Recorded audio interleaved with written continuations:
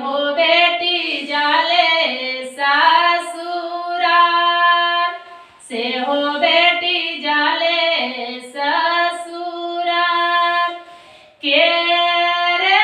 दिहाला न लाली चुनरिया के रे दिहाला न धेनुगा के रे दिहाला न धेनुगा के रे दिहाला न जीरावा खोइछा धामा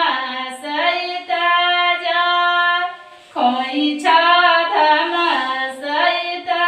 जा के रे दिहाला न पढ़ल सुगावा पढ़ाई जा सुगवा पढ़ाई जा